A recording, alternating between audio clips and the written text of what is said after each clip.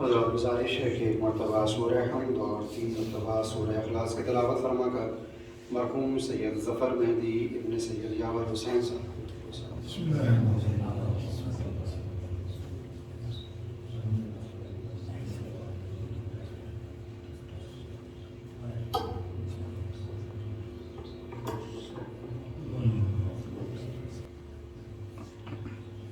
لا حول ولا قوة إلا بالله العلي العظيم. أعوذ بالله من الشيطان اللعين الرجيم. بسم الله الرحمن الرحيم. الحمد لله الذي لا يبلغ مدحته القائلون ولا يحصي نعماءه الآدون ولا يؤدي حقه المجتهدون الذي لا يدركه بعد الهمم ولا يناله غوث الفتن الذي ليس لشفتيه حد محدود ولا نعت موجود ولا وقت معدود ولا أجل ممدود فطر الخلائق بقدرته ونشر الرياح برحمته وآوى الطدا بالصخور ميدان أرضه ثم الصلاة والسلام على النبي المكي المدني الأمي القرشي الهاشمي الأبطي التحامي أصله وسيل وفرحه طويل وكنبه كهيل وخلقه وزيم المعلن الحق بالقاسم محمد صلى الطيبين الطاهرين المعصومين المظلومين المنتجبين المنتخبين الذين أذهب الله عنهم الرجس وطهرهم تطهيرا.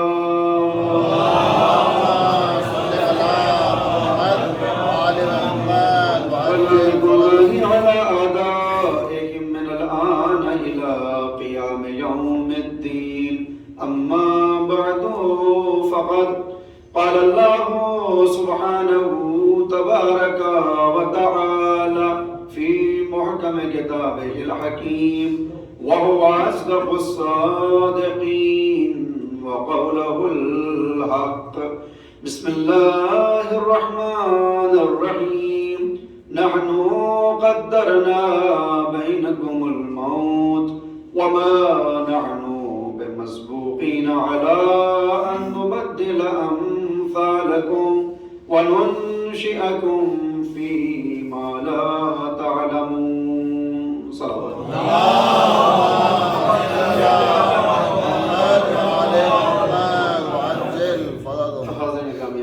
سامعین کرام اور عزیزان مظلوم کربلا، رسالہ ثواب کی غرض سے منعقد یہ مجلس برسی جس کو خطاب کرنے کا شرف حاصل کر رہا ہوں. آغاز مجلس میں خدا بند عالم سے دعا گو ہوں، میرے اللہ تجھے واسطہ ہے تیری رحمتوں کا، تجھے واسطہ ہے تیرے وعدے اور وعید کا. مرحوم کے درجات بلند ہیں، بلند فرما. میرے اللہ اس مجلس سرکار سید الشہداء میں پڑھی جانے والی آیات الہیہ، انبیاء کرام کے فرمودات، ائمہ اعظام کی نصیحتیں اور ذکر مصائب شہداء کربلا علیہ السلام کے صدقے اور واسطے سے مرحوم کو جوار رحمت اور جوار معصوم عنایت فرما. انسانیت میں اپنی طرف سے اور آپ تمام حاضرین و سامعین و ناظرین کی طرف سے مرحوم کے ورثہ بالخصوص ان کی اولاد، ان کے اعزہ، ان کے اقارب کی خدمت میں پرسہ اور تسلیت پیش کرتا ہوں. قرآن کریم سے ایک سورہ جس کی تاکید ہے کہ نماز مغربین کے بعد اس سورہ کی تلاوت کی جائے، نام ہے سورہ واقعہ. کیا ملے گا اگر کوئی مغربین کی نماز کے بعد سورہ واقعہ کی تلاوت کرے؟ کبھی کسی کا محتاج نہیں ہوگا دنیا اور آخرت میں، اللہ اسے مستغنی قرار دے گا، یعنی اللہ اسے بے نیاز کر دے گا کہ بس اس کو جو بھی ملنے والا ہے خدا کی طرف سے عطا ہوگا۔ اسی سورے سے 2 آیتیں جن کی تلاوت کا شرف حاصل کیا ہے، عام طور پہ اصالہ ثواب کے مجالس میں جو آیات پڑھی جاتی ہیں اس مجموعے کی یہ 2 آیتیں ہیں۔ ارشاد باری تعالیٰ ہے نحن قدرنا بینکم الموت، دیکھو ہم نے اس موت کو تمہارا مقدر بنایا ہے۔ وما نحن بمسبوقین علی ان نبدل امثالکم، اور ہم اس بات پر مغلوب نہیں ہیں، کوئی ہمیں مجبور نہیں کر سکتا کہ جب تمہارے اوپر موت طاری ہو جائے تو تمہارے جانے سے اس دنیا کا کاروبار رکنے نہ پائے، اس لیے تم جاؤ گے تو تمہاری جگہ پر تمہارے ابدال اور تمہارے امثال ہوں گے جو اس دنیا کو بسا لیں گے۔ ہم اس بات پر بھی قادر ہیں کہ جب تم چلے جاؤ تو تمہارے ابدال اور تمہارے امثال اس دنیا میں آ جائیں، لہذا دنیا سے کوئی بھی چلا جائے اس دنیا کے اوپر کوئی فرق پڑنے والا نہیں ہے۔ خداوند عالم نے سہارا دیتے ہوئے اور آسرا دیتے ہوئے یہ کہا کہ دیکھو دنیا چلتی رہے گی تمہارے جانے سے، مگر تمہارے بھی ذہن میں ایک سوال پیدا ہوگا کہ پھر میرا کیا ہوگا؟ میرے جانے سے دنیا پر کوئی فرق نہیں پڑتا مگر میرے اوپر تو پڑتا ہے، میرا کیا ہوگا؟ کَنُنشِئَکُم فی ما لا تعلمون، تم بھی نہ گھبراؤ، تم ایک ایسے عالم میں لے جا کے جمع کر دوں گا، ایک ایسے عالم میں لے جا کے بنا دوں گا، خلق کر دوں گا کہ لا تعلمون، تم اس عالم کے بارے میں کچھ جانتے نہیں ہو۔ عزیزان گرامی، یہ آیات کا ترجمہ ہے، وضاحت اس لیے کر دوں کہ میں نے سورے کی فضیلت اور شرف آپ کے سامنے بیان کیا ہے۔ عام طور پر ہر سورے کو جب آپ پڑھنا شروع کریں گے تو ہر سورے کی ایک خاصیت ہوتی ہے اور ایک فضیلت ہوتی ہے اور اس کے نتیجے میں کچھ نہ کچھ حاصل ہوتا ہے۔ بہت سے افراد یہ سمجھتے ہیں کہ بس سورے کو پڑھ لیں گے تو یہ خاصیت ہمارے اندر پیدا ہو جائے گی، اور بہت سے افراد بہت سی آیات کو نکالتے ہیں کہ صاحب کاروبار اچھا کرنا ہے تو اس آیت کو پڑھا کریے، اس آیت کا تعویذ بنا لیجیے، اس آیت کو جیب میں رکھیے، آپ کی شادی نہیں ہو رہی ہے تو آپ اس سورے کو پڑھیے اور اس کو تعویذ بنا لیجیے۔ اس طرح سے تعویذات کا ایک پورا کاروبار ہے۔ تو یہ جو علماء آپ سے کہتے ہیں آ کر کہ کسی بھی سورے کا یہ شرف ہے، اس کا مطلب یہ نہیں ہے کہ صرف ہم کو سورہ پڑھ لینا ہے، بلکہ قدرت چاہتی یہ ہے کہ جب کسی خاص مقصد کے لیے کسی سورے کو مخصوص کر دیا جائے تو صرف پڑھنے پہ اکتفا نہ ہو، بلکہ جب اس سورے کی قرأت ہوگی، اس سورے کی تلاوت ہوگی تو پھر اس کا ترجمہ بھی ہم دیکھیں تاکہ معلوم یہ ہو کہ اللہ اس سورے میں ہم سے کہنا کیا چاہتا ہے، اللہ ہمیں بتانا کیا چاہتا ہے۔ اور جب وہ پیغامات الہی ہمارے ذہن تک رسائی کریں گے تو ہماری زندگی کا انداز اس سورے کی وجہ سے بدل جائے گا، اللہ کی برکتیں برسنے لگیں گی۔ یہ سورہ واقعہ جو آپ کو مستغنی کر دیتا ہے، یعنی ہم سب کو کہ اگر کوئی سورہ واقعہ پڑھتا ہے تو پھر وہ کسی کے سامنے ہاتھوں کو نہیں پھیلاتا، اس کا مطلب یہ ہرگز نہیں ہے کہ کوئی بس سورہ واقعہ کو پڑھتا رہے پوری زندگی اور وہ مستغنی رہے گا۔ ممکن ہے خداوند عالم کی طرف سے عنایت ہو جائے، مگر مقصد یہ ہے اس سورے کو بتانے کا کہ جب کوئی انسان اپنی زندگی میں سورہ واقعہ کو داخل کر لے گا، کہ جب وہ روزانہ مغربین کے بعد اس سورے کی تلاوت کرے گا، 90-95 آیتیں ہیں، کم سے کم 20-25 منٹ جب خرچ کرے گا تو پھر اس کے ترجمے کو دیکھے گا، اللہ کے میسیجز کو دیکھے گا، معنی اور مفاہیم کو سمجھے گا، تو معلوم یہ ہوگا کہ اس سورے کو پڑھنے کے بعد انسان کا دل اس جگہ پر پہنچ جائے گا کہ اب اس کی روح اور اس کا نفس اس بات کی اجازت نہیں دے گا کہ اپنے جیسے کسی اور بندے کے سامنے ہاتھوں کو پھیلائے جبکہ وہ خدا موجود ہو۔ لہذا جو بھی سوروں کی فضیلتیں بتائی جاتی ہیں، فضائل بتائے جاتے ہیں، اس کا مطلب یہی ہوتا ہے کہ ہم اس سورے کو پڑھیں تاکہ ہمارے اندر عرفان پیدا ہو خداوند عالم کا، عرفان پیدا ہو اس سورے کا، اور وہ معنی مفاہیم ہمارے زندگی میں اتر جائیں۔ لہذا اب جب ہم یہ نحن قدرنا بینکم الموت وما نحن بمسبوقین علی ان نبدل امثالکم وننشئکم فی ما لا تعلمون پڑھ لیں گے تو پھر آپ مجھے یقین سے بتائیے کہ اگر ان 2 آیتوں کو روزانہ پڑھنے کے بعد، ان کے معنی اور مفاہیم کو سمجھنے کے بعد اگر ہم ایقان و ایمان و اطمینان لے آئیں صرف انہی 2 آیتوں کے اوپر کہ موت ہماری مقدر میں لکھ دی گئی ہے، تو پھر جس کی نگاہوں کے سامنے ہمیشہ موت ہو وہ دوسرے کے سامنے ہاتھوں کو کیوں پھیلائے؟ لہذا جو بھی سورہ ہمیں کوئی پیغام دینا چاہتا ہے وہ چاہتا یہ ہے کہ اس سورے کو پڑھ کے زندگی بدلے۔ اب عزیزان گرامی، جب تقدیر لکھنے والے نے یہ طے کر لیا ہو کہ موت آ کے رہے گی تو پھر موت سے فرار ممکن نہیں ہے، اس لیے کہ اللہ کہتا ہے کہ نحن قدرنا بینکم الموت، ہم نے تمہارے درمیان اس موت کو مقدور کر دیا ہے، عام زبان میں یعنی تمہاری تقدیر میں اس موت کو لکھ دیا ہے، اور ہمیں اس بات پر کوئی مجبور بھی نہیں کر سکتا کہ ہم جس کو چاہتے ہیں موت دیتے ہیں۔ اب عزیزان گرامی، ہم اپنی جو بھی زندگی ہم نے گزاری، 30 برس، 40 برس، 50 برس، 60 70 80 برس، ہم اپنی زندگی میں ایک تجربہ یہ کرتے ہیں، بہت سے افراد یہاں پر ایسے ہیں، زیادہ تر ایسے ہیں جن کا تعلق خود شہر لکھنؤ سے نہیں ہے، زیادہ تر افراد ایسے ممکن ہے بہت سے ایسے ہوں کہ جن کا تعلق لکھنؤ سے ہے، لیکن جو افراد دیہات یا کسی گاؤں سے تعلق رکھتے ہیں وہ پورے برس میں کبھی گاؤں اور دیہات کی طرف پلٹیں یا نہ پلٹیں، ایک موقع ایسا آتا ہے کہ ہم اپنے اوطان کی طرف برگشت کرتے ہیں۔ ماہ محرم میں ہم پہنچتے ہیں ایک برس کے بعد، اور جب پہلی محرم میں شب اول ماہ محرم میں چاند نمودار ہوتا ہے، اور اب پہلی مجلس جب کسی قریے اور کسی گاؤں یا دیہات میں برپا ہوتی ہے، ہم اس مجلس میں شرکت کرتے ہیں تو معلوم یہ ہوتا ہے کہ فلاں چچا وہاں پر بیٹھا کرتے تھے، وہ کہاں ہیں؟ اور معلوم یہ ہوتا ہے کہ صاحب ان کا تو انتقال ہو گیا، اچھا وہ اس جگہ پر جو چچا بیٹھا کرتے تھے ان کا کیا ہوا؟ کہ صاحب کورونا جیسی وبا آئی اور بلا آئی اور ان کو نشانہ بنایا، وہ اس دنیا میں نہیں رہے۔ لہذا ابھی تو ہم نے اپنی اس زندگی میں یہ دیکھا ہے کہ جو جگہ مخصوص ہوتی تھی کسی خاص انسان سے، آج عالم یہ ہے کہ وہ جگہ ان سے خالی ہو گئی ہے، مگر ان سے خالی ہونے کا مطلب یہ نہیں ہے کہ اب وہاں پر تکیہ رکھا ہوا ہے کہ کوئی بیٹھ نہیں سکتا، بلکہ اب جو مجلس میں آنے والے ہوں گے ان کے مقام پہ آ کے بیٹھ جائیں گے۔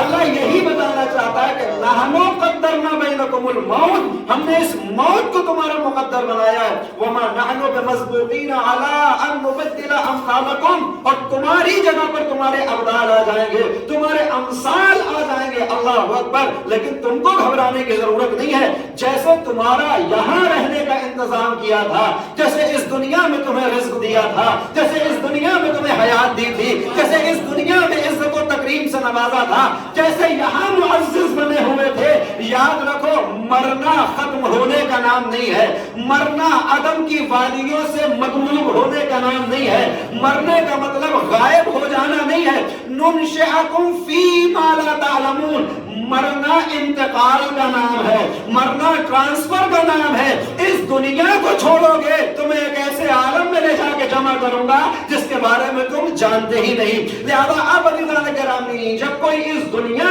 سے جاتا ہے تو ہم دو تعبیر استعمال کرتے ہیں۔ پہلا لفظ جو عامیانہ ہے، کوئی دنیا سے چلا گیا اور بات ہوتی ہے تو ہم خبر دیتے ہیں، کیا کہتے ہیں؟ صاحب فلاں ختم ہو گئے، ہوتا ہے یا نہیں ہوتا؟ کسی کا انتقال ہو جائے تو بہت مہذب زبان ہے تو یہ لفظ نہیں استعمال ہوتا، عام طور پر لفظ استعمال کیا تھا فلاں ختم ہو گئے۔ عزیزان گرامی، یہ تعبیر غلط ہے، یہ اصطلاح بالکل غلط ہے۔ اس دنیا میں جو بھی آیا ہے وہ ختم ہونے کے لیے نہیں آیا، آج متوجہ ہوا؟ اس لیے کہ اگر ہم یہ مان لیں کہ جو دنیا میں آیا انسان جسے خلیفۃ اللہ بنایا گیا ہے، اللہ نے انسان کو اپنا خلیفہ بنایا۔ حضرت آدم کے لیے آپ ہزاروں مرتبہ سنتے ہیں انی جاعل فی الارض خلیفہ، میں زمین پر ایک خلیفہ بنانے والا ہوں، تو یہ خلافت آدم پر رکتی نہیں ہے، بلکہ آواز دیتا ہے کہ میں نے بنی آدم کو تکریم بخشی ہے، میں نے اس انسان کو یہ فضیلت دی ہے کہ اپنا خلیفہ بنایا ہے۔ تو جو اللہ کا خلیفہ ہو جائے اور خلق ہو جائے وہ اب پھر کبھی ختم نہیں ہو سکتا۔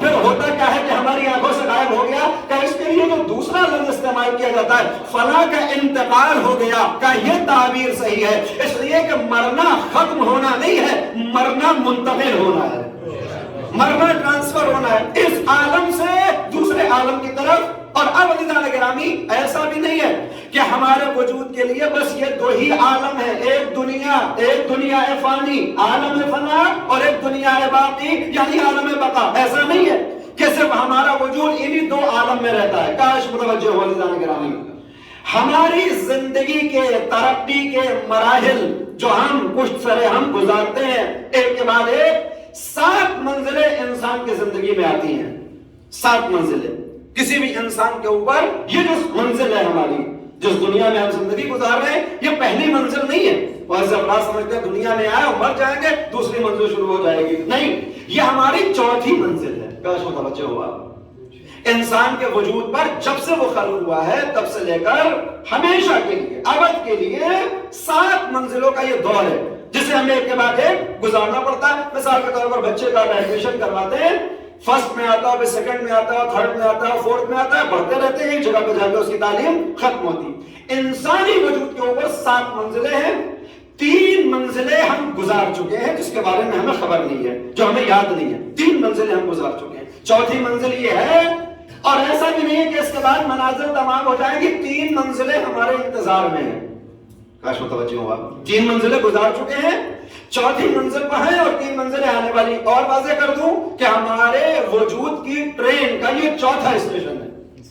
3 اسٹیشن ہم گزار چکے ہیں اور اس اسٹیشن کے بعد بھی 3 اسٹیشن آنے والے ہیں. آپ کہیں گے صاحب کون سے اسٹیشن، یہ کون سے مراحل ہیں؟ آپ لفظ یاد رکھیں، ننشئکم فی ما لا تعلمون. آج میں آپ کو عربی دانی بنا دوں. اللہ کہتا ہے کہ تمہارے ابدال آ جائیں گے، تمہارے امثال آ جائیں. ننشئکم فی ما لا تعلمون. ننشئ تب لفظ ذہن میں رکھیں، ننشئکم فی ما لا تعلمون. تمہیں ایک ایسے عالم میں لے جا کے خلق کر دوں گا، جمع کر دوں گا کہ جس کے بارے میں تم نہیں جانتے. عزیزان گرامی، انسان کے وجود کا آغاز اس دنیا میں آنکھیں کھولنے سے نہیں ہوتا بلکہ ارادہ خداوندی میں آنے سے ہوتا ہے. یعنی جب اللہ نے یہ چاہا تھا کہ وہ زمین پر حضرت آدم کو اپنا خلیفہ بنائے اور اولاد آدم کو تکریم بخشے، تو قیامت تک آنے والے تمام انسانوں کی ارواح کو اس روز اول اس نے خلق کر دیا تھا. یعنی ہماری ارواح ایسا نہیں ہے کہ جب ہم مر یا آغوش میں آتے ہیں تب وجود پاتے ہیں. ہماری ارواح ہزاروں لاکھوں برس پہلے ارادہ خداوندی سے عالم ذر، عالم الست، عالم میثاق میں خلق ہو چکی ہے. قرآن کریم کی یہ پہلا مرحلہ ہے ہماری حیات کا، یہ پہلا مرحلہ ہے ہماری زندگی کا، ہمارے وجود کا. قرآن کریم کی 11 آیتیں ہیں جو ہمیں متوجہ کرتی ہیں اس بات کی طرف کہ ہم نے عالم ذر میں زندگی گزاری ہے. میرے پاس موقع نہیں ہے ایک مجلس میں کیا کیا بیان ہو، میں صرف اشارے کرتا چلا جاؤں گا. عالم ذر، عالم میثاق، عالم عہد و پیمان. یہ کون سا عالم ہے؟ جیسے ہی خداوند عالم نے چاہا کہ زمین پر انسانوں کو بنائے گا تو قیامت تک آنے والے تمام انسانوں کی ارواح کو عالم ذر میں اس نے محفوظ کر دیا تھا. اور اب عالم ذر کہلاتا ہے وہ عالم عہد و پیمان. عہد و پیمان کیا ہے؟ کاش توجہ ہوا. قرآن کریم کی 11 آیتیں ہیں جو بتاتی ہیں کہ اللہ نے اس عالم ذر میں ہر نبی سے ایک عہد و پیمان لیا، ہر انسان سے ایک وعدہ لیا. وعدہ کیا تھا وہ بھی بیان کر دوں گا. وہ عالم ذر ہے، ایک مدت تک ہم اس میں رہے، کوئی انکار نہیں کر سکتا. کوئی بھی مسلمان، کوئی بھی شیعہ مفکر عالم ذر کو رد نہیں کرتا. سب کہتے ہیں ایک خاص تعداد ہے چند افراد کی کہ جو عالم ذر کو قبول نہیں کرتے، وگرنہ اس وقت میرا خیال یہ دور حاضر میں تو 100% یعنی 100% جو علماء، مراجع، مفسرین اور فقہاء موجود ہیں سب عالم ذر کو مانتے ہیں. ہمارا وجود عالم ذر میں تھا. قرآنی آیات ہے، ماضی میں کچھ افراد نے اس سے اختلاف کیا اور عالم ذر کو وہ قبول نہیں کرتے تھے. بہرحال وہ ہماری زندگی کا پہلا دور تھا، وہ ہماری زندگی کا پہلا دور اور پہلی منزل تھی جب عالم ذر میں ہم موجود تھے. جیسے ہی وقت قریب آیا خداوند عالم نے پہلی منزل سے ہمیں دوسری منزل کی طرف منتقل کرنا چاہا. یہ چوتھی منزل ہے نا، دوسری منزل کی طرف منتقل کرنا چاہا. یہ کون سی منزل تھی؟ یہ وہ منزل، اللہ اکبر، یہ وہ منزل ہے کہ جسے عالم اسلاب کہا جاتا ہے. یہ مسجد ہے، یہاں پر مولانا بھی تشریف فرمائے. آپ شب جمعہ زیارت پڑھتے ہیں، زیارت وارثات امام حسین کو. صلوات بھیجیں محمد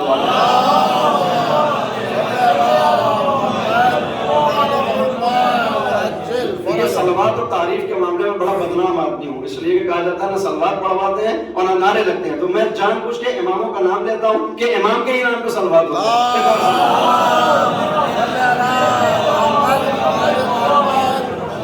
امام حسین کی جو آپ زیارت پڑھتے ہیں، زیارت بارثہ، اس میں آپ ایک لفظ استعمال کرتے ہیں، آپ متوجہ ہو جائیں گے، یہی اسلاب. آپ کہتے ہیں سلام اس امام کے اوپر کہ جو اسلاب شامخہ میں رہا اور احام مطہرہ میں رہا. کاش متوجہ ہوا. یعنی صلب، اس کا جو واحد بنے گا، جو سنگل بنے گا، یعنی صلب. یہ کون سا موقع ہے کہ جب ہمارا وجود عالم زر سے منتقل کیا جاتا ہے عالم اسلاف کی طرف اور آپ یہ بھی نہ گھبرائیں کہ 7 منزلیں ابھی تو دوسری ہوئی ہے 15 منٹ ہو گئے، میں 50 منٹ سے زیادہ مجلس پڑھتا ہی نہیں ہوں، آخر والی بہت تیزی سے کر دیتا ہوں۔ جیسے کہا جاتا ہے کہ صاحب شیعہ جب نعرے لگاتے ہیں تو نعرہ تکبیر ہوتا ہے پہلے گیئر میں، نعرہ رسالت ہوتا ہے پہلے گیئر میں، اور جب نعرہ حیدری ہوتا ہے تو ڈائریکٹ چوتھا گیئر لگ جاتا ہے۔ تو میرے اندر بھی یہی ہے کہ میں 20-25 منٹ تو وضاحت کرتا ہوں، پھر اس کے بعد دیکھتا ہوں وقت جانا ہے، جلدی سے بات تمام کر دیتا ہوں تاکہ دوبارہ آپ مجھے پھر بلائیں۔ صلوات بھیجنے والا پہلا عالم زر تمام ہوا۔ عزیزان گرامی دیکھیے، ایک رسالت ثواب کی مجلس ہے، ایک مرحوم کی مجلس ہے۔ اگر اس مجلس سے کچھ بھی حاصل کر کے زندگی میں ذرہ برابر بھی تبدیلی آ گئی تو مرحوم کے حساب کے لیے کافی ہوگا اور ہماری آمد کے لیے بھی کافی ہوگا، یہ یقین جانیں۔ اس لیے کہ 1 گھنٹے کی مجلس میں اگر ایک جملہ بھی سمجھ میں آ جائے، کسی مشہور آیت اللہ کا جملہ ہے کہ صاحب کسی نے کہا کہ اتنے درس اخلاق ہوتے ہیں، جیسے ہمارے مجالس ہیں ویسے ایران عراق میں درس اخلاق ہوتے ہیں، اتنے درس اخلاق ہوتے ہیں، اتنی مجلسیں ہوتی ہیں، کیا ان سب کی ضرورت ہے؟ ایک جملہ ہم کو ملتا ہے 1 گھنٹے کی تقریر میں، ایک لفظ مل جاتا ہے۔ تو انہوں نے جواب دیا، یہ بتاؤ جب جاتے ہو کسی میڈیکل اسٹور پر تو وہاں دواؤں کے پورے اسٹاک لگے ہوتے ہیں، کیا ساری خرید کے لے آتے ہو؟ ہمارا مقصد وہ ایک دوا ہوتی ہے، تمہیں حاصل ہو جاتی ہے، تمہارے لیے کافی ہے۔ لہٰذا 1 گھنٹے کی مجلس میں ایک جملہ بھی زندگی میں اتر گیا تو کافی ہوگا۔ صلوات بھیجے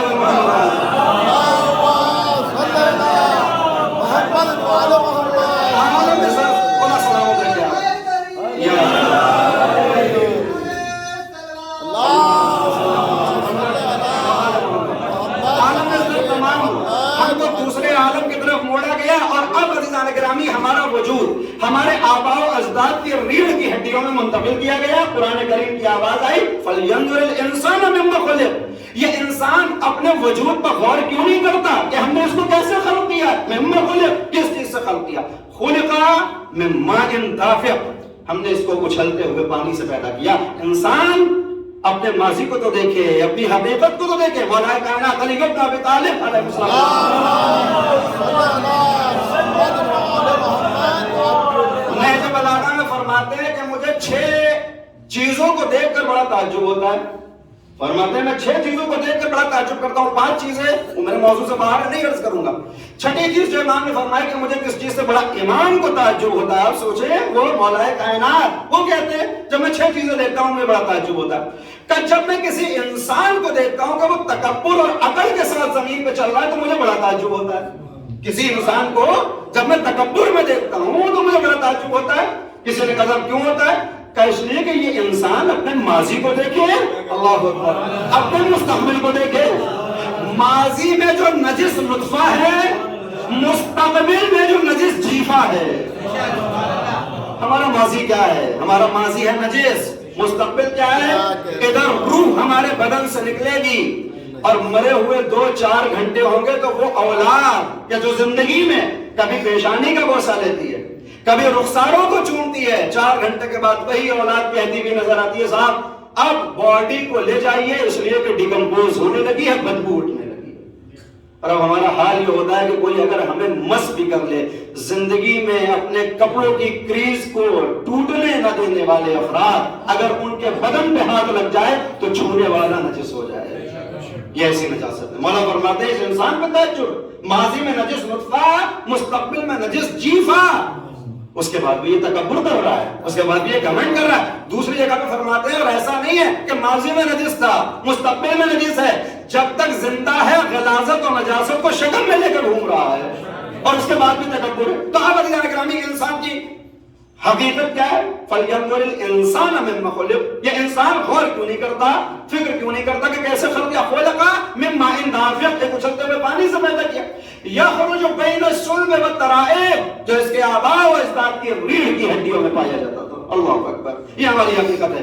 یہ ہماری زندگی کا دوسرا دور ہوتا ہے جب ہم اپنے آباء و اجداد کی ریڑھ کی ہڈی میں پروان چڑھتے ہیں، یہ دوسرا دور ہوتا ہے۔ یعنی ہم اور آپ سب اپنے آباء و اجداد کیا پائے جاتے تھے، اور آج تو باقاعدہ یہ شے علمی ہو گئی ہے، واضح ہو گئی ہے کہ ہر ایک کا ڈی این اے جو چلتا چلا رہا ہے وہی چل رہا ہے۔ یعنی ہمارا وجود ان سے منسلک ہے، ان سے مرتبط ہے، ہم سب وہاں موجود تھے۔ وہ دوسرا دور تھا، کاش متوجہ ہوا، ہماری زندگی کا وہ دوسرا دور تھا۔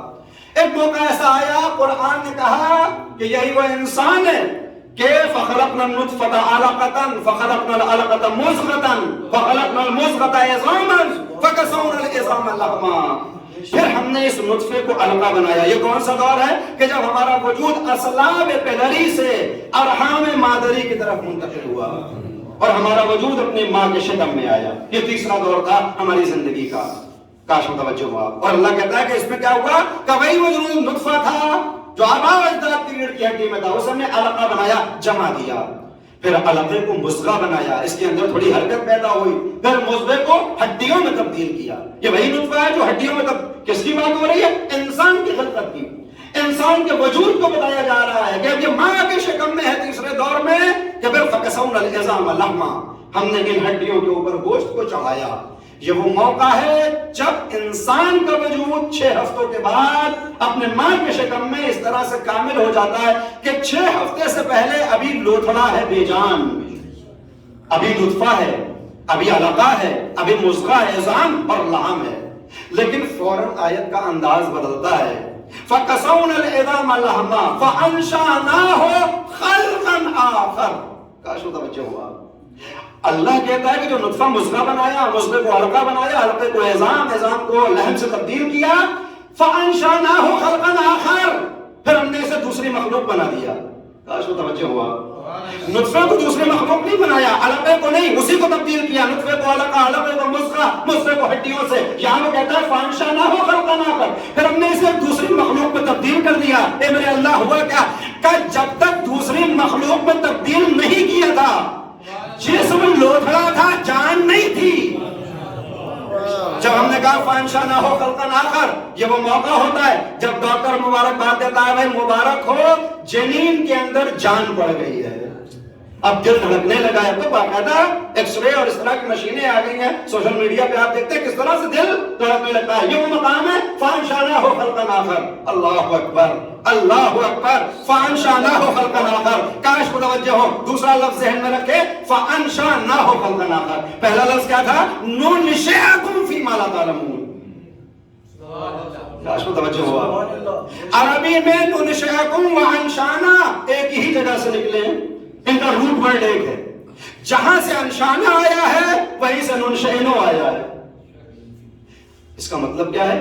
اس کا مطلب یہ ہے کہ نگاہ قدرت میں, یہ تیسرا دور ہے نما کے شکم میں, جب تک اللہ لفظ انشا کا استعمال نہیں کرتا بے جان ہوتا ہے لوتھڑا. جب لفظ انشا کو استعمال کرتا ہے روح وارد ہو جاتی ہے, جان آ جاتی ہے, جسم کے اندر روح پڑ جاتی ہے. معلوم یہ ہوا کہ انسانی ترقی میں لفظ انشا سے پہلے ہوتا ہے مردہ, انشا کے بعد ملتی ہے زندگی. جب اللہ شکم کی زندگی کو بتاتا ہے تو فَأَنشَأْنَاهُ خَلْقًا آخَرَ کہہ کے بتاتا ہے صاحب ظاہری زندگی آ گئی. اسی لفظ کو استعمال کر کے کہتا ہے نحنو قدرنا بینکم الموت وما نحن بمسبوقین علی ان نبدل امثالکم وننشئکم فیما لا تعلمون. دیکھو موت کو ہم نے تمہارا مقدر بنایا, تمہاری جگہ پر تمہارے امثال آئیں گے, تمہارے ابدال آئیں گے. ننشئکم فیما لا تعلمون. دیکھو پھر جب تمہارے اوپر بظاہر موت آ جائے گی تو وہی لفظ انشا استعمال کر رہا ہے جو ماں کے شکم میں استعمال کیا تھا. یعنی نگاہ قدرت میں جیسے انشا سے پہلے ماں کے شکم میں بے جان تھے, موت سے پہلے اس دنیا میں بے جان. یہ موت ہے جس نے زندگی بخشی ہے. ننشئکم فی ما لا تعلمون, تمہیں ایک ایسے عالم میں لے جا کے جمع کروں گا, بنا دوں گا, خلق کر دوں گا جسے تم نہیں جانتے. اب عزیزان گرامی, جب شکم کی زندگی کی بات ہوتی ہے تو انشا سے پہلے ہے مرگ, انشا کے بعد ہے زندگی. پھر اللہ جب بڑی دنیا کا مقایسہ کرتا ہے, اس لیے کہ شکم کی دنیا کا مقایسہ ہوتا ہے, مقابلہ ہوتا ہے اس ظاہری دنیا سے, مگر جب اس ظاہری دنیا کو عالم فانی کو عالم بقا سے مرتبط کیا جاتا ہے تو پھر نگاہ قدرت میں یہاں کی زندگی موت نظر آتی ہے, وہاں کی موت زندگی نظر آتی ہے.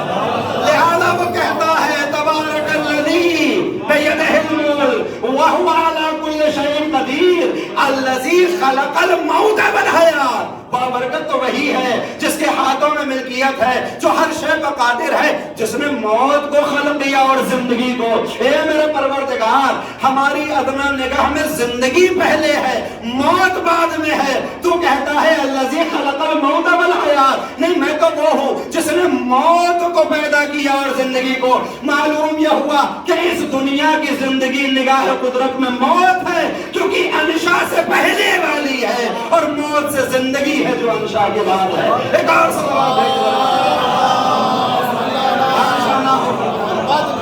یہ ہماری زندگی کا تیسرا دور ماں کے شکم میں تمام ہوا، 6 ماہ 7 ماہ 8 ماہ 9 ماہ اس زندگی ہم نے وہ گزاری۔ اچھا یہ بھی یاد رکھیں، پہلے مرحلے کی موت دوسرے مرحلے کی زندگی کا سبب بنتی ہے۔ جب عالم زر میں ہم نے انتقال کیا تو عالم اسلاب میں آئے، عالم اسلاب سے انتقال کیا تو ارحام میں آئے، ارحام سے انتقال کر کے اس دنیا میں آئے۔ لہذا اب امام کا چاہنے والا جابر ابن عبداللہ انصاری جس سے مرتبط آپ حدیث کے ساتھ پڑھتے ہیں، آتا ہے امام جعفر صادق علیہ السلام آنے کے بعد کہتا ہے میرے مولا یہ بتائیے جب موت کا تذکرہ ہوتا ہے ہمارے سامنے تو ہم گھبراتے کیوں ہیں؟ یہ بالکل انسانی کیفیت ہے کہ جب موت کا تذکرہ ہوتا ہے تو گھبراہٹ ہونے لگتی ہے۔ البتہ امام علی نے نہج البلاغہ میں فرمایا ہے جو تمہیں موت سے گھبراہٹ ہوتی ہے، موت کا انکار کرنا چاہتے ہو تو موت سے نہیں ڈرتے ہو، تمہیں موت سے ڈر نہیں لگتا، اپنے اعمال سے ڈر لگتا ہے۔ موت سے کیا ڈر کے کریں گے؟ مرنا تو سب کو ہے، ہم موت کو کیوں بھجانا چاہتے ہیں؟ کیونکہ یقین نہیں ہوتا کہ موت کے بعد کیا ہو۔ مثال کے طور پر میں لکھنؤ میں ایک 950 اسکوائر فٹ کے فلیٹ میں رہتا ہوں، کوئی اگر میرے گھر پہ آئے، گڈو بھائی ہو سکتا ہے کل آ جائے پہلے سن کے کہ صاحب میں نیو یارک میں آپ کو ایک مکان دے رہا ہوں، بہت بڑا ولا، اب وہاں جانے کے لیے آپ کا میں نے ٹکٹ بھی بک کر دیا ہے، ویزے کا انتظام بھی ہو گیا ہے، اور آپ جب وہاں پہنچ جائیں گے وہ گھر آپ کے نام ہے، اور پوری زندگی آپ کو پینشن کے طور پر 1000 یا 1 لاکھ درہم نہیں بلکہ ڈالر ملنے والے۔ آپ کو کرنا کیا ہوگا؟ صرف لکھنؤ کو چھوڑ دینا۔ تو کوئی احمق ہی ہوگا جو یہ سودا نہ کرے؟ اگر یقین ہوگا تو اب کیا ہوگا صاحب کب جانا ہے؟ تاریخ پوچھیں گے، معلوم یہ ہوگا کہ کل ہی نکلنا ہے۔ اب یقین جانے پوری رات بے چینی میں کٹے گی، کیسے رات گزرے تاکہ ہم یہاں کو چھوڑیں، ترک کریں، منتقل ہو جائیں اس جگہ کے لیے جہاں آرام میرے انتظار میں ہے۔ اس کے مقابلے میں کوئی شخص میرے پاس آئے کہ صاحب یہ جو گھر جس میں آپ رہتے ہیں یہ گھر میرا ہے، کل صبح آپ کو یہ گھر چھوڑ دینا ہے۔ میں کہاں جاؤں گا گھر چھوڑ کر؟ کہا نہیں، آپ نے غلط خریدا، یہ زمین میری تھی، یہ مکان میرا ہے، آپ نے قبضہ کر لیا، آپ کو نکلنا ہوگا، یہ دستاویز ہیں تو نکلنا ہوگا۔ میں کہاں جاؤں گا؟ کہیں بھی جائیے، مجھے کوئی مطلب نہیں۔ اب عزیزان گرامی یہ جو رات گزرے گی بے چینی میں یہ بھی گزرے گی، مگر فرق یہ ہوگا کہ وہاں خوشی تھی، یہاں غم ہوگا کہ صبح کیا ہونے والا ہے، پریشانی میں زندگی گزرے گی۔ اب عزیزان گرامی اب میں اپنی اس رات سے پریشان نہیں ہوں گا جو گزر رہی ہے، پریشانی ہوگی کہ رات کے بعد جب صبح ہوگی تو کیا ہوگا۔ مولا فرماتے جب موت کا تذکرہ ہوتا ہے تم گھبراتے ہو، تمہیں موت سے ڈر نہیں لگتا، تمہیں اپنے اعمال سے ڈر لگتا ہے۔ اگر کوئی مطمئن ہو کہ جیسے ہی مریں گے قبر کے اندر باقاعدہ طور پر بڑے بڑے سیب کے پھل آ جائیں گے، قبر کے اندر باقاعدہ طور پر بہشت کا ایک باغ کھول دیا جائے گا، حور و غلمان میزبانی کریں گے، اسی سورہ واقعہ کے اندر یہ ساری چیزیں موجود ہیں، کیا کیا ملنے والا ہے۔ اگر اپنے اعمال پہ اتنا ایمان ہو، اتنا اطمینان ہو کہ قبر میں سب بہتری ہونے والی ہے، تو یقین جانے کہ اب موت سے ڈر نہیں لگے گا، بلکہ کہتا ہوا دکھائی دے گا الموت احلی من العسل، یہ موت میرے نزدیک شہد سے زیادہ شیریں ہے، اس لیے کہ یہ ذریعہ بنے گی عالم بقا میں منتقل ہونے کے لیے۔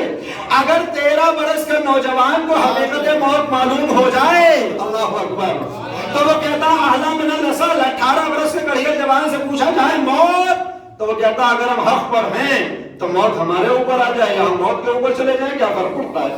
لہذا اگر یقین ہو اپنے اعمال کے اوپر تو موت سے کسی کو گھبراہٹ نہیں ہوگی، ہم اپنے اعمال سے ڈرتے ہیں۔ آیا چاہنے والا مولا موت سے گھبراہٹ کیوں ہوتی ہے؟ موت کا تذکرہ سن کے آنکھوں میں آنسو کیوں آ جاتے ہیں، پریشان کیوں ہونے لگتے ہیں؟ جملہ سنیے امام کا، امام نے کہا کہ جابر یہ پہلی بار تو نہیں ہوتا کہ مولا جب جب موت کا تذکرہ ہوتا ہے تب یہ ہوتا ہے. کہ کسی کو مرتے ہوئے دیکھا ہے؟ کہاں دیکھا ہے؟ کہ کیا عالم ہوتا ہے؟ کہ گھبراہٹ پریشانی میں وہ پریشان ہوتا ہے, آنکھوں سے آنسو تک جاری ہو جاتے ہیں. کیوں؟ کہ اس لیے کہ وہ مرنے والا ہے. کہ یہ پہلی مرتبہ تو نہیں ہوتا. کہ مولا اس سے پہلے کب ہوتا ہے؟ کہ جابر بھول گئے جب تم اس دنیا میں آ رہے تھے. کاش متوجہ ہوا, امام کا قول ہے نا, امام کی بات ہے. جب تم اس دنیا میں جنم لینے والے تھے تو عالم یہ تھا کہ جس جگہ پر تم رہتے تھے وہاں سے تمہیں آنا تھا اس دنیا میں. تو عالم کیا تھا؟ بولا کیا عالم تھا؟ کا عالم یہ تھا کہ جو پہلے سے اس دنیا میں موجود تھے, کاش متوجہ ہوا, وہ مٹھائیاں بانٹ رہے تھے, وہ مبارکباد دے رہے تھے, ایک دوسرے کا منہ میٹھا کرا رہے تھے کہ کوئی متولد ہونے والا ہے, کوئی دنیا. سب خوش تھے مگر جس کو آنا تھا وہ رو رہا تھا. اے جابر تمہارے گھر والے خوش تھے کہ تم دنیا میں آ رہے ہو, مگر جب تم آئے تم نے آنسو بہانا شروع کیے, تم نے گریہ کرنا شروع کیا, تم نے گھبراہٹ کا اظہار کیا. جانتے ہو کیوں؟ اے مولا کیوں؟ کہا اس لیے کہ جس مکان میں تم رہتے تھے, اللہ اکبر, جس جگہ میں تم زندگی گزار رہے تھے, تم تو یہ سمجھتے تھے بس یہی زندگی ہے, یہی دنیا ہے. جب حیات کے فرشتے نے آ کر کہا تمہیں یہ مکان چھوڑنا ہے, تمہیں یہ مسکن چھوڑنا ہے, تمہیں اس جگہ کو چھوڑنا ہوگا, تو جابر تمہارے گھر والے تو یہ سمجھ رہے تھے کہ جابر پیدا ہو رہا ہے, مگر تم خود یہ سمجھ رہے تھے کہ جابر مر رہا ہے, جابر کو موت آ رہی ہے. لہذا تم موت کا گمان کر کے پریشان تھے, تمہارے اقارب تمہاری زندگی کا گمان کر کے خوش تھے. لہذا یہی ہوتا ہے اس موت کے وقت کہ جب ملک الموت آتا ہے تو وہ جو پہلے سے موجود ہوتے ہیں وہ خوش ہوتے ہیں کہ ان کی دنیا میں جابر پیدا ہونے والا ہے, مگر جابر خود پریشان ہوتا ہے کہ جابر مر رہا ہے. صلوات بھیج دیں پہلے مرحلے کی موت. خدا سلامت رکھے آپ.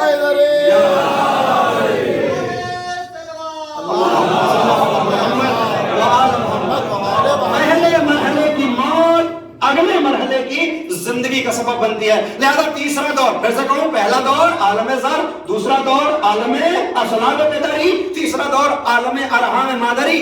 وقت پورا ہوا اور اب ہم دنیا میں آ گئے. یہ زندگی کا چوتھا سفر ہے, یہ ہماری چوتھی منزل ہے, یہ ہماری ٹرین کا چوتھا اسٹیشن ہے. مگر زندگی کا کاروان ختم نہیں ہوگا, اس کے بعد 3 منزلیں اور ہیں. ادھر آنکھیں بند ہوگی, ننشئکم فی ما لا تعلمون, تمہیں قبر میں لے کے جا کے لٹایا جائے گا. اور دیکھو گمان نہ کرنا کہ تم بیکار ہو گئے, تم ختم ہو گئے, تم فنا ہو گئے. نہیں, بظاہر تمہیں لگ رہا ہے کہ تم فنا ہو, تم یہ سمجھ رہے ہو کہ تم مر گئے ہو, تم یہ سمجھتے ہو کہ تم ختم ہوئے ہو, وگرنہ ہم نے تو ابھی بھی تمہاری بصارت کو بھی جاری رکھا ہوا ہے, تمہاری سماعت کو بھی باقی رکھا ہوا ہے, حتیٰ تمہاری عقل بھی محفوظ ہے. لہذا 2 مرتبہ وہ زندہ افراد کہتے ہیں اسمع اور افہم, سن لے اور سمجھ لے. اور اب تمہاری سماعت تو اتنی آگے جا چکی ہے, تمہاری فہم و ذکاوت تو اتنے اوپر جا چکی ہے کہ دنیا میں چاہے الف اور بے بھی نہیں آتا تھا, مگر اب جو زندگی ملی ہے وہاں عربی میں تمہیں کلام کرنا ہے. سوال ہوگا من ربو کا, تیرا پروردگار کون ہے؟ تو بھوجپوری میں جواب نہیں دو گے کہ اللہ ہمارا رب ہے, کہو گے اللہ ربی, اللہ میرا پروردگار ہے. یعنی اس موت کا دوسرا کرم یہ ہوا کہ جو زبان نہیں آتی تھی وہ بھی عطا ہو گئی. لہذا حقیقی معنی میں جو زمین کے اوپر ہے وہ بہرے ہیں, جو زمین کے اندر ہے وہ شنوا ہے. صلوات بھیجیں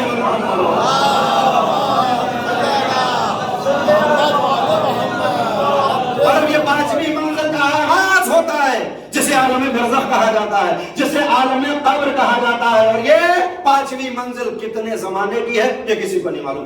جیسے عالم زر کتنے زمانے گزرا کسی کو معلوم نہیں, عالم صلب کتنا زمانے گزری کسی کو نہیں معلوم. صرف عالم ارحام اور عالم فنا میں معلوم تھا کہ کتنے برس رہنا ہے. کوئی 50 برس, کوئی 60 برس, کوئی 70 برس. مرحوم جو اس دنیا سے گئے, ریٹائرمنٹ ہوا اور دنیا سے چلے گئے, خدا بند عالم ان کے درجات کو بلند فرمائے, ان کے گھر والوں کو صبر جمیل عنایت فرمائے, ان کی ارتقا ہو ان کے مراتب کے اندر, ان کے گناہ کبیرہ و صغیرہ معاف ہو جو بھی زندگی گزاری. مگر عزیزان گرامی, جیسے ہی چوتھا سفر تمام ہوا, 5ویں سفر کا آغاز ہوا. یہ 5ویں منزل کتنی مدت کی ہے یہ کوئی نہیں جانتا.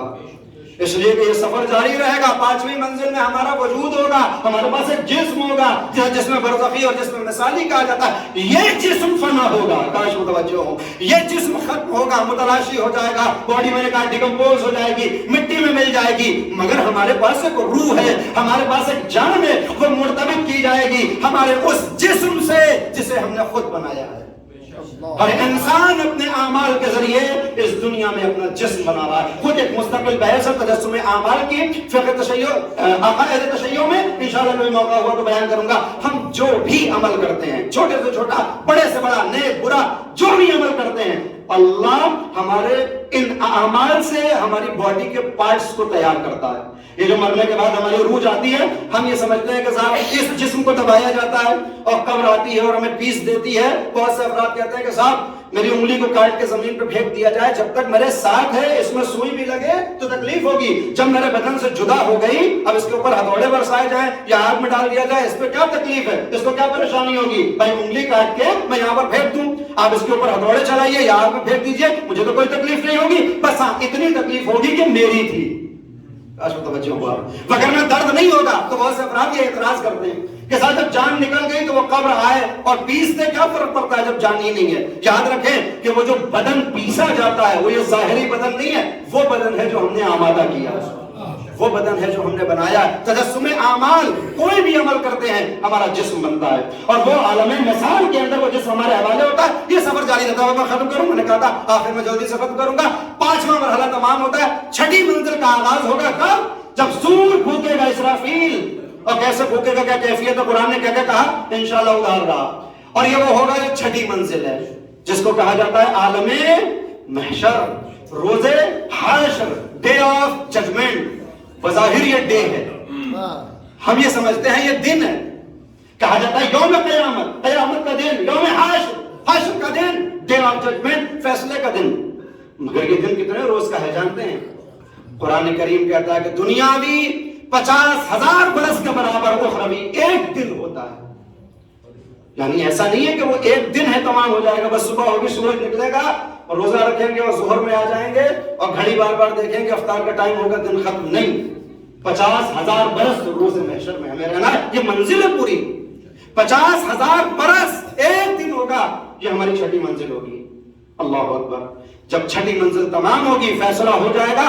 آخری منزل جو ہمارے اوپر گزرے گی عالم دوام, کہ اپنے اعمال کی وجہ سے یا جہنم کے سپرد کیے جائیں گے, معاذ اللہ ونعوذ باللہ, یا اپنے اعمال کی وجہ سے بہشت ہمارے انتظار میں ہوگی انشاءاللہ. وہ ہماری 7ویں منزل ہوگی. اور یہ عالم تمام ہمارا وجود وہاں کامل ہو جائے گا. اب لقاء اللہ ہوگا, اللہ کا جمال ہوگا, اللہ کا جلال ہوگا. تو عزیزان گرامی, یہ جو پورے ہمارے ترقی کے سفر میں اس دنیا میں جو موقع ملتا ہے یہ بہت کم ہے. کتنے زمانے ہم اس دنیا میں رہتے ہیں؟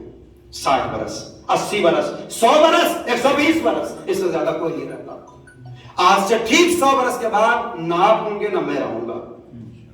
دنیا کے اوپر کی بات نہیں کر رہا ہوں, قبر میں بھی ہمارا نام و نشان نہ ہوگا. ہماری قبر پر بھی کوئی دوسرے نے قبضہ کر رکھا ہوگا. اپنے مستقبل میں جھانکیں, اپنی زندگی کو دیکھیں کہ آج ہمارا انداز کیا ہے زندگی کا, کہ امامہ بھی باقاعدہ بہترین بنایا جاتا ہے. کوشش یہ ہوتی ہے کہ ابا اور قبا پر کوئی دھبا نہ ہو.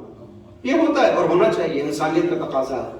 مگر 100 برس کے بعد ایسا بدن کہ جس پہ کیڑے پہلے ہی لگ چکے ہوں گے اور اس نے کھا کے ختم کر دیا ہوگا, ہڈیاں برادہ بن چکی ہوں گی, بظاہر یہ وجود ختم ہو چکا ہوگا. کیا کیا ہے ہم نے اس قبر کے لیے, کیا انتظام کیا ہے؟ اللہ نے یہ زندگی بس اس لیے دی تھی تاکہ آنے والی 3 منزلیں تمہاری بہتر گزریں. عالم قبر کتنے زمانے کی ہوگی نہیں معلوم, تم کو بنا کر آنا ہے.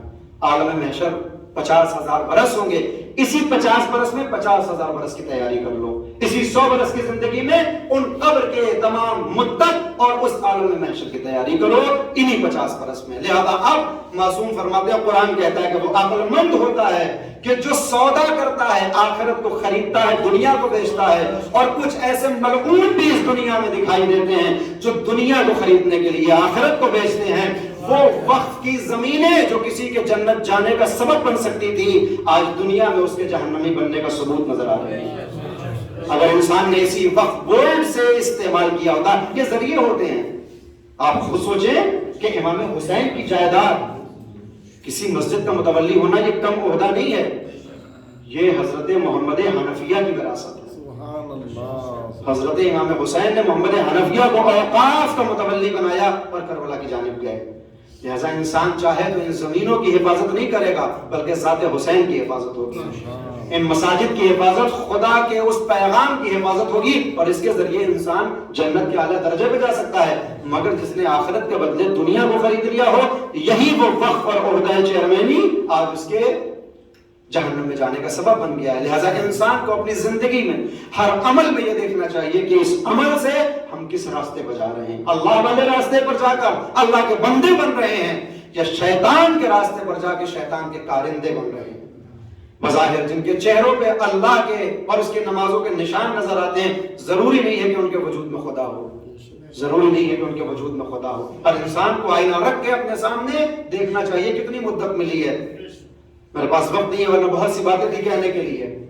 ہماری ہر سانس جو ہم لیتے ہیں، ہماری قبر، بس میں آخری بات اور مجلس تمام کر رہا ہوں، ہماری قبر اور ہمارے وجود میں ایک فاصلہ ہے۔ مثال کے طور پر مجھے مرنا ہے اور اسی لکھنؤ میں دفن ہونا ہے، غفران مآب میں، اتنا پیسہ نہیں ہے میرے پاس، ہو سکتا ہے کسی چھوٹے سے قبرستان میں مجھے دفن کر دیا جائے، تو اس قبرستان سے میرے وجود میں ایک فاصلہ ہے۔ نہج البلاغہ میں مولا فرماتے ہیں تمہارے ذریعے لی گئی ایک سانس، ہر سانس تمہارا خود کا اپنی قبر کی طرف بڑھتا ہوا ایک قدم ہے۔ ایک سانس لی، میں نے اپنی قبر کی طرف ایک قدم بڑھایا، دوسری سانس لی، ایک قدم بڑھ گیا۔ مجلس جب شروع ہوئی تھی آپ کی زندگی میں 1 گھنٹہ اضافی تھا، مجلس کے تمام ہوتے ہوتے آپ نے اپنی زندگی کا 1 گھنٹہ خرچ کیا، آپ نے اپنی زندگی کو خرچ کیا ہے۔ لہذا زندگی وہاں خرچ کریے جہاں سے زیادہ منافع کی امید ہو۔ اللہ خریدتا ہے آپ سے، اللہ آپ کے وقت کو خریدتا ہے۔ خرید کا طریقہ یہ ہوتا ہے کہ وہاں بیچو جہاں سے فائدہ زیادہ ملنے والا ہے۔ یہ زندگی خریدی جا رہی ہے، شیطان بھی خرید رہا ہے، خدا بھی خرید رہا ہے۔ فیصلہ آپ کا ہے کہ اس حیات کو شیطان کے ہاتھوں بیچیں گے یا اللہ کے ہاتھوں بیچیں گے۔ جس نے اللہ کے ہاتھوں بیچا اس کے لیے آیت آ گئی وَمِنَ النَّاسِ مَن يَشْرِي نَفْسَهُ ابْتِغَاءَ مَرْضَاتِ اللَّهِ وَاللَّهُ رَءُوفٌ بِالْعِبَادِ۔ اس دنیا میں کچھ ایسے بھی ہیں جو ایک رات بستر رسول پر سوتے ہیں، اپنے نفس کو بیچتے ہیں، اور جب بیچتے ہیں تو مرضی پروردگار کو خریدتے ہیں۔ اللہ اکبر۔ ایک یہ آئیڈیل خانوادہ ہمارے سامنے ایسا اللہ نے رکھا، کہا کہ لقد کان فی رسول اللہ اسوۃ حسنہ، ہم نے رسول کے اندر تمہارے لیے نمونہ عمل رکھا ہے۔ مگر پیغمبر نے کہا میں اکیلا نہیں ہوں، ہمارا پہلا، ہمارا وسط کا، ہمارا آخر، ہم سب کے سب ایک جیسے ہیں۔ لہذا ایک خانوادہ ایسا نظر آیا کہ جس کی زندگی کو دیکھ کر اپنی زندگی کو بہتر بنایا جائے، جس کی حیات کو دیکھ کر اپنی حیات کو سنوارا جائے، جس کی سیرت پہ عمل کر کے اپنی سیرت کو صاف کیا جائے، تاکہ جہاں وہ لے کر جائیں وہاں ہم چلے جائیں۔ اور جب کوئی اس راستے پر چلتا ہے تو پھر فرق یہ ہوتا ہے کہ جو ان کے راستے سے دور ہوتا ہے اس کو تماچے مار مار کے قرآن کریم کہتا ہے ملائکہ اس کی روح کو نکالتے ہیں، منہ پہ تماچے مارتے ہیں اور روح کو جدا کرتے ہیں۔ مگر جو ان کا ہوتا ہے، ان کی سیرت پہ چلنے والا ہوتا ہے، ان کے طریقے پہ جینے والا ہوتا ہے، اس کو پہلے جنت کی بشارت دی جاتی ہے، پھر روح کو قبض کیا جاتا ہے تو معلوم یہ ہوتا ہے جیسے پھول سے خوشبو نکل رہی ہو۔ اور میدان کربلا میں ہمیں یہ دونوں گروہ نظر آ گئے، ایک جس نے اپنی زندگی کو بیچا، جہنم کو خریدا، شیطان سے معاملہ کیا، دوسرا وہ جس نے رحمان سے معاملہ کیا۔ جس نے شیطان سے معاملہ کیا نا، اس نے بھی اپنے آپ کو یہ نہیں کہا کہ میں شیطان سے معاملہ کر رہا ہوں۔ صبح عاشور تاریخ نے دیکھا کہ ان ظالموں نے جو دشمن خدا تھے، ان ظالموں نے جو دشمن رسول ہیں، وہ بھی غسل کرتے ہوئے نظر آ رہے ہیں۔ دریائے فرات میں قربتاً الی اللہ غسل کیا جا رہا ہے۔ عمر سعد کی فوج دریائے فرات میں غسل کر رہی ہے، اس لیے کہ شریعت کا حکم یہ ہے کہ جب جہاد پر جاؤ، جب جنگ پر جاؤ تو غسل کر کے جاؤ۔ ہو سکتا ہے کہ میدان میں تم ختم ہو جاؤ، فنا ہو جاؤ، شہید ہو جاؤ، تو جو کہ تم کو غسل نہیں دیا جائے گا، پہلے ثواب لینا چاہو تو اضافی طور پر تم غسل کر کے جاؤ۔ یہ حسین کو قتل کرنے آنے والے افراد، یہ آل نبی کو اسیر کرنے والے نام نہاد مسلمان دریائے فرات میں قربتاً الی اللہ غسل کر رہے ہیں پیغمبر کے بیٹے کو قتل کرنے کے لیے۔ ظہر عاشورہ جب آتی ہے، عمر سعد اپنی فوج کو حکم دیتا ہے یا خیل اللہ ارکبوا۔ جانتے ہیں یہ جملہ کون سا ہے؟ پیغمبر جب جہاد پر مجاہدوں کو بھیجتے تھے تو اپنے چاہنے والوں سے کہتے تھے یا خیل اللہ ارکبوا، اے اللہ کی فوج سوار ہو جاؤ دشمن خدا سے مقابلے کے لیے۔ اللہ اکبر۔ آج اس پیغمبر کے نواسے کو معاذ اللہ دشمن خدا کہا جا رہا ہے. ظالم اپنی فوج کو خیل اللہ کہہ رہا ہے کہ تم اللہ کی فوج ہو, دشمن کے مقابلے پر آؤ. اور عزیزو تاریخ نے دیکھا کہ جب امام علی مقام نے نماز کے لیے وقت چاہا تو یہی عمر سعد ہے اور اس کا بیٹا ہے جو آگے کہتا ہے تمہاری نماز قبول نہیں ہے, تم نے امام وقت سے خروج کیا ہے. عزیزو وہ حبیب ابن مظاہر جو میں سرے کا سردار تھا تلوار کو بے میہان کہہ کے کہتا ہے اے ظالم, حسین کی نماز قبول نہیں ہے اور تیری نماز قبول ہوگی. محمد کے بیٹے سے کہتا ہے کہ تیری نماز قبول نہیں, تیرے باپ کی نماز قبول ہوگی جس نے نمازوں کو سکھایا, جن کے گھر سے نمازوں کے طریقے معلوم ہوئے, جن کے گھر میں شریعت کی آیتیں اتری, جن کے گھر میں جبرائیل و میکائیل نے جھولے جھولائے, ان سے کہہ رہا ہے تیری نماز قبول نہ ہوگی. لیجیے عزیزان گرامی, یہ جو حسین کے مقابلے پر آئے ہیں یہ کوئی کافر و مشرک نہیں ہے بظاہر, لا الہ الا اللہ کہنے والے, محمد کا کلمہ پڑھنے والے ہیں. لہذا معلوم یہ ہوا کہ زبان سے لا الہ الا اللہ کہہ دینا, زبان سے محمد رسول اللہ کہہ دینا کافی نہیں ہے جب تک سیرت میں لا الہ الا اللہ دکھائی نہ دے. اگر نہ دیکھا ہے حسین کو قتل کیا جاتا ہے, اللہ اکبر کی صدا دیں گے. اجرکم اللہ, خدا آپ کو کسی غم نہ رلائے سوائے غم اہل بیت کے. آ گئی صبح عاشور, ایک کے بعد ایک چاہنے والا ہے, اے مولا مرنے کی اجازت دے دو. اور چلی بھی آیا ہے, مولا اجازت دے دو. اور کو اجازت ملی, حبیب کو اجازت ملی, سعید شہید ہو گئے, زہیر نے شہادت دے دی, اسامہ شہید ہو چکے ہیں. نہ جانے کتنے شہداء اپنی جان کا فدیہ پیش کر چکے. اب اقربا کی جو نوبت آئی, کبھی قاسم ہاتھوں کو جوڑ کر کھڑے ہیں, کبھی اکبر اجازت طلب کر رہے ہیں, کبھی عباس سر کو جھکا کے اجازت مانگتے ہیں, مگر حسین کس طرح سے اجازت دیتے ہوں گے خدا جانے. وہ موقع بھی آیا جب عصر عاشور ہر فدائی اپنی جان کو فدا کر چکا. حسین مظلوم کربلا نے دیکھا میدان کاردار میں اب حسین کو اپنی شہادت پیش کرنی ہے. خیموں میں آئے, اے میری بہن زینب تم پا آخری سلام, اے کلثوم تم پا آخری سلام, اے میری بچی سکینہ اپنے بابا کو اجازت دے دو. تاریخ بتاتی ہے, مقتل لکھتا ہے حسین نے سلام آخر کیا, فضہ کو نزدیک بلایا, اے فضہ میرا بوسیدہ پیراہن لا کر مجھے دے دو. فضہ نے ایک بوسیدہ لباس امام کے حوالے کیا. خطبہ پڑھتے ہیں, زینب نے پوچھا اے فضہ میرے بھیا کے حوالے یہ کون سا لباس کیا جا رہا ہے؟ یہ مولا کا لباس ہے جو میں ان کے حوالے کر رہی ہوں. اے فضہ یہ لباس نہیں ہے, میرے بھیا کا کفن ہے. حسین نے کفن کو زیب تن کیا, میدان کاردار میں آنا چاہتے ہیں, گھوڑے پر سوار ہوئے, ایڑ لگائی, اے میرے اسب باوفا مجھے اس میدان کاردار تک پہنچا دے جہاں عباس نے شہادت پیش کی ہے, جہاں میرا اکبر ہے, جہاں میرا قاسم پامال ہوا ہے, مجھے پہنچا دے. مگر یہ گھوڑا ہے جو قدم آگے نہیں بڑھاتا. حسین نے ایک مرتبہ جذبات کا استعمال کیا, احساسات کا استعمال کیا. مجھے معلوم ہے کہ تو بھوکا ہے, مجھے معلوم ہے تو پیاسا ہے, مگر یہ آخری زحمت ہے, اس کے بعد تو آزاد ہوگا. مجھے پہنچا دے میدان کاردار میں. ارے بے زبان ہے مگر باوفا ہے, اپنی آنکھوں کو سنو کی طرف جھکایا. اب جو آقا نے دیکھا 4 برس کی بچی, کہیں تاریخ میں سکینہ نام لکھا, کسی نے سکینہ نام لکھا, کسی نے رقیہ نام لکھا, مگر ہاں یہ 4 برس کی بچی ہے. صبح سے لپٹ کے کہتی ہے اے میرے بابا کے اسب باوفا, صبح سے جو گیا وہ واپس نہ آیا. ارے میرا بابا چلا گیا تو کس کے سینے پہ آنسو بہاؤں گی, کس کے سینے پہ سویا کروں گی. حسین نے سکینہ کو دیکھا, گھوڑے سے زمین پہ آئے, میں نے مجلس کو تمام کیا, لیکن سکینہ سے باتیں کرنا شروع کی.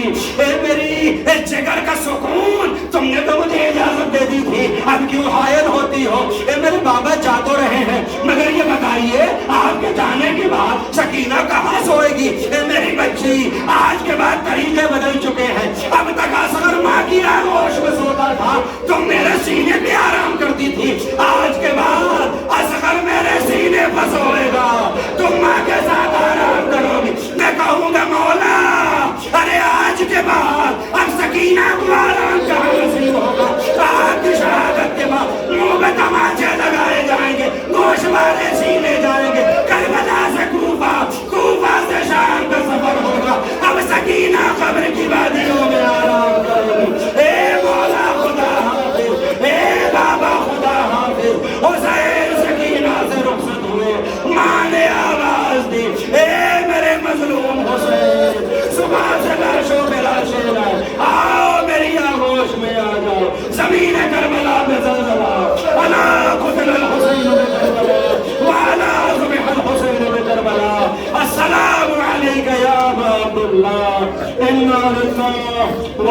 وإليه راجعون رضا بقضائه وتسليما لأمره سيعلم الذين ظلموا أي منقلب ينقلبون. حضرات مزید گزارش ہے کہ ایک مرتبہ سورہ حمد اور 3 مرتبہ سورہ اخلاص کی تلاوت فرمائیں. مرحوم سید ظفر مہدی ابن سید یاور حسین صاحب.